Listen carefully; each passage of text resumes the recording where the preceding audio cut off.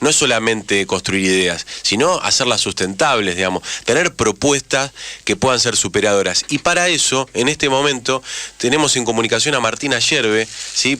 Miembro del del Movimiento Industrialista Nacional, 26 de julio, donde vamos a hablar con él concretamente sobre un tema que está fuera de la agenda, pero hay que ponerlo obligatoriamente, que es YPF, y para discutir además qué piensa el estoy con el instituto, con el Movimiento Industrialista Nacional, con respecto a qué hacer, qué se hizo y qué hay que hacer con respecto a este tipo de empresas. Martín Ayerbe, te saluda Julián, ¿cómo andás? Hola Julián, buen día. ¿Cómo andás? Qué bueno escuchar tu voz. Igualmente, che, ¿cómo andan? Muy bien, acá andamos, en la lucha, pagando facturas de gas, acá andamos. Sí, estamos todos con la misma vacuna. Es terrible, es terrible. Pero bueno, hay que reconocer que eso sí que fue para todos, no dejaron a nadie afuera. No, es una forma muy extraña de la democracia que aplican estos hijos de puta. Claro, sí, es la democracia, es su democracia. Y sí, como hace el capital privado habitualmente, privatiza las ganancias y socializa las pérdidas en el conjunto de la sociedad. Es lo que siempre hicieron, no hay ninguna novedad. Martín, metámonos directamente en el tema, que tiene que ver con YPF y que es algo que hoy no está en la agenda, y esto lo hablamos fuera del aire, lo hablamos por mensajitos, esto de, además de contestar la agenda que ellos mismos imponen, poner nuestra propia agenda. Y hoy, cercano al 9 de julio, la independencia como concepto filosófico, político, económico, se va a volver a poner arriba del tapete, y con el agregado que invitaron al rey de España. Entonces, me parece que YPF mezcla todo, mezcla la relación con España, nuestra independencia y nuestros hidrocarburos, ¿no? Sí, bueno, lo que ocurrió en la década del 90 es que en el proceso de privatizaciones, a partir de la Ley de Reforma del Estado de Menem, Dromi y Cavallo, la 23696, se privatizan las empresas estratégicas de la Argentina, lo que nosotros le denominamos el Estado empresario peronista, sí, que es el que tanto beneficio nos trajo a los argentinos, y entre las empresas que se privatiza YPF. Claro, sí. Esto es de una gravedad enorme porque además los argentinos somos los creadores mundiales del petróleo estatal.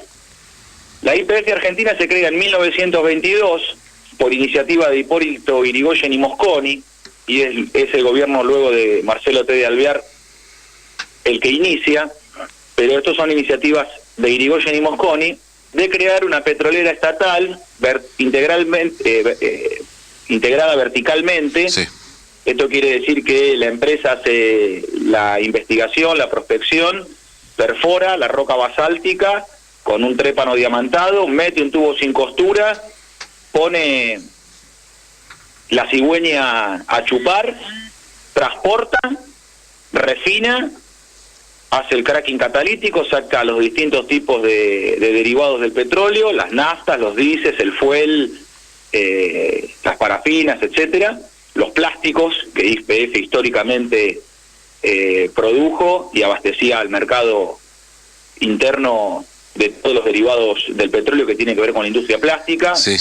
YPF siempre fabricó históricamente tanto herbicidas como fertilizantes, porque la urea granulada tiene que ver con el proceso productivo del gas, y que esos son fertilizantes, que es aporte de nitrógeno a la tierra. Y YPF tenía sus propios camiones, su propia flota mercante, con la cual realizaba el transporte, y tenía sus estaciones y surtidores. Así que era una empresa integrada verticalmente, así la diseña Mosconi. Y a imagen y semejanza de la YPF Argentina, creada en 1922, se crea Pemex en México, cuando Lázaro Cárdenas nacionaliza los hidrocarburos. Viaja Mosconi a México y le propone el modelo estatal y de empresa verticalmente integrada, y Cárdenas lo toma. Lo mismo hacen los uruguayos de ANCAP, lo mismo hacen los brasileños de Petrobras, lo mismo los peruanos de Petroperú, y la que es hasta parecida en su sigla es la de los bolivianos, que es la YPF Bolivia, la YPFB.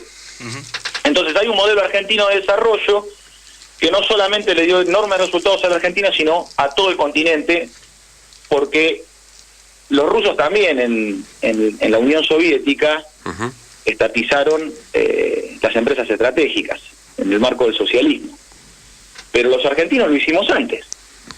Así que somos vanguardia mundial. Los rusos son muy buenos, pero los argentinos somos un poquito mejor. Martín, ¿y qué pasó? Porque hubo varias situaciones con respecto a YPF. Primero se intentó que haya capital nacional, estoy hablando del gobierno anterior, y después se logró una estatización del 51% o una expropiación de la compañía. Explícanos un poco esa situación, ¿cómo es?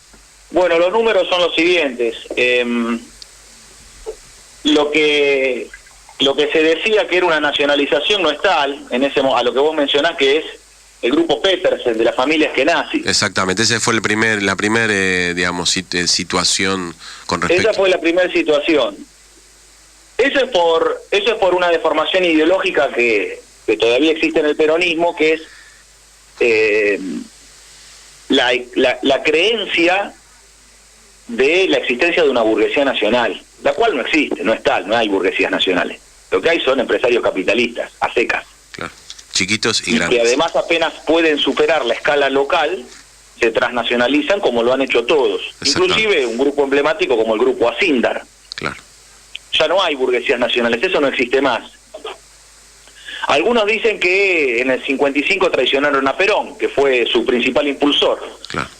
Otros dicen que en realidad se suicidaron en el 74 con Celestino Rodrigo. Sí. Y otros dicen con la dictadura militar. Nosotros creemos que no existieron nunca. Y Kenazi además sospechosamente tenía un cuarto de la empresa de YPF, pero las acciones se las había cedido el propio grupo Repsol. Eso era un enjuague donde se pasaban acciones y las obligaciones negociables que tenía el grupo Petersen eran con la propia Repsol. Repsol hacía un pase de mano de acciones, las cuales Petersen tenía que pagar. Como Petersen luego, como la familia Kenazi no logra cumplir con las obligaciones, las acciones le son quitadas. Entonces hoy la situación es la siguiente. La compra de acciones del 51% por parte del Estado Nacional se dividen así. La empresa está dividida, mitad es estatal y mitad es privada. Ajá. El 51% es estatal y el 49% es privado. Sí. Lo estatal se divide, un 26% tiene la nación, Argentina, el Estado Nacional, y el otro 25% lo tienen las provincias, que es la Organización Federal de Provincias Productoras de Hidrocarburos, la OFEPI. Ese porcentaje del 25% que tienen las provincias se divide de este modo, más o menos, para tener un panorama general. Neuquén, Santa Cruz, Mendoza y Chubut tienen el 92% del paquete accionario. Y después, en menor proporción, Río Negro, Tierra del Fuego, Salta, La Pampa y Formosa tienen el 8%. Ajá. Pero las principales provincias que concentran la propiedad estatal a nivel provincial es Neuquén, Santa Cruz, Mendoza y Chubut. Esto fue porque el arreglo de distribución de acciones hacia las provincias tenía que ver con los volúmenes de producción. Entonces, de acuerdo a los volúmenes de producción, se hizo el reparto accionario. Bueno, lo que es nación y lo que es provincias está bien porque es estatal, es lo correcto. Lo que está para el orto es el 49% privado. Claro. Porque dentro del 49% privado, no solamente que está el capital multinacional, sino que está la propia Repsol. Repsol sigue adentro de YPF, no se fue nunca. Está reducida dentro del 49% y comparte paquete accionario, como en eso que comenté al principio con respecto a la familia Kenazi, en un enjuague financiero que simulaba una nacionalización. Para nosotros nacionalización es estatización, no hay nacionalización sin estatización. Te entiendo. Es nacional si la propiedad es de la nación. No, si el empresario tiene... Claro, no si el empresario tiene documentación. Es privado. Claro. Adentro, ¿quiénes están? Todos los buitres. Está Slim, el empresario mexicano, dueño, magnate de las telecomunicaciones y el petróleo, Slim. Está George Soros, otro especulador internacional. Y después están familias tradicionales de las finanzas europeas, como son los Lazard y los Loeb. Todos esos están agrupados dentro de la mitad privada, conducidos estratégicamente por Repsol, que es la conducción estratégica del conflicto, y son los que se quieren comer el 51% que la Argentina recuperó, con buen criterio, por supuesto. Claro.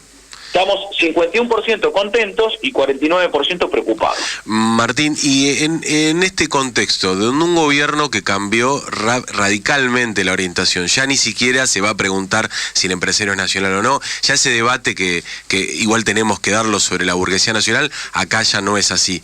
¿Qué podemos esperar? ¿Cuál es la perspectiva? ¿Y nosotros podemos hacer algo? ¿Se puede construir, digamos, algún tipo de movilización, causa, que pueda presionar en el Parlamento? ¿Cómo son las estrategias? Digo, en el marco de la Argentina que vivimos hoy, YPF sería una de las joyas que van a entregar, porque sería previsible que ellos encuentren alguna argucia, digamos, para poder vender ese 51%. Sí, seguramente esté en los planes de este gobierno de Mauricio Macri, que en realidad es el gobierno de los Estados Unidos de Norteamérica en la Argentina. Ajá. A la Alianza Cambiemos, y sobre todo a la pequeña secta de Macri, le queda claro que la Argentina le queda grande. Queda claro que el gobierno le queda grande, y quien realmente conduce la política en la Argentina es Mr. James Kolodic, que es el agregado comercial de la Embajada norteamericana. El otro día se publicaron las fotos de una fiesta repugnante en la embajada, donde estaban todos los políticos profesionales. Exacto, todos. Absolutamente todos. El gabinete ampliado decían que era. Sí. Por Pañeto, ¿no? Lo decían.